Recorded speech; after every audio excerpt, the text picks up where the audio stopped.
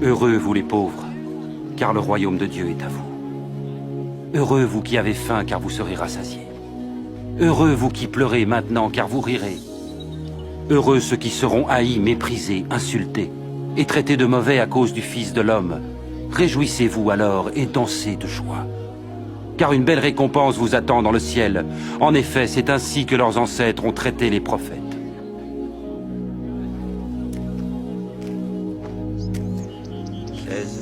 Dix-sept, 18, 19 et 20. C'est tout ce que j'ai. Comment ça, c'est tout ce que tu Malheur as? à vous qui possédez des richesses, car vous avez eu votre bonheur.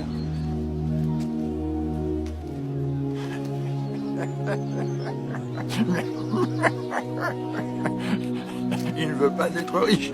Il est fou. Malheur à vous qui riez maintenant, car vous connaîtrez le deuil et les larmes.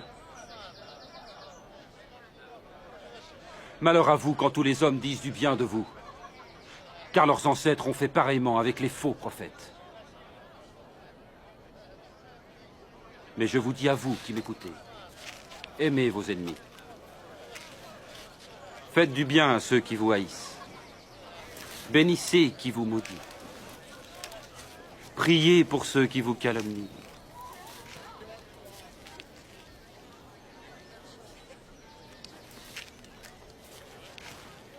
Si quelqu'un te donne une gifle sur une joue, offre-lui aussi l'autre.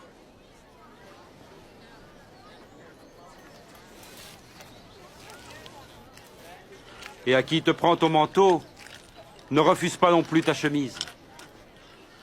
Et donne à tous ceux qui te demandent. Et si quelqu'un te prend ton bien, ne lui demande pas de te le rendre. Faites aux autres ce que vous voudriez que l'on fasse pour vous.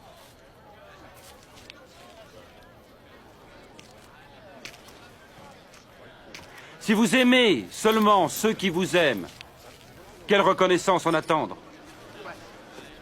Même les pécheurs aiment ceux qui les aiment. Et si vous ne faites du bien qu'à ceux qui vous en font, quelle reconnaissance vous en a-t-on? Les pécheurs en font autant. Comment a-t-il pu le toucher? Et lui adresser la parole. Ça me dégoûte.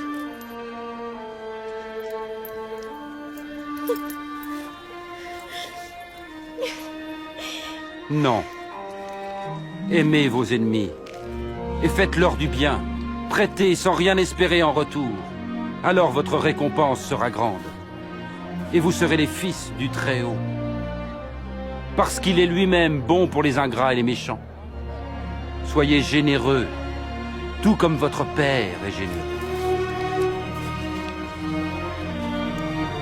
Sauve-nous, Jésus! Ne jugez pas et vous ne serez pas jugés. Ne condamnez pas et on ne vous condamnera pas. Pardonnez et on vous pardonnera. Jésus, montre-nous le chemin.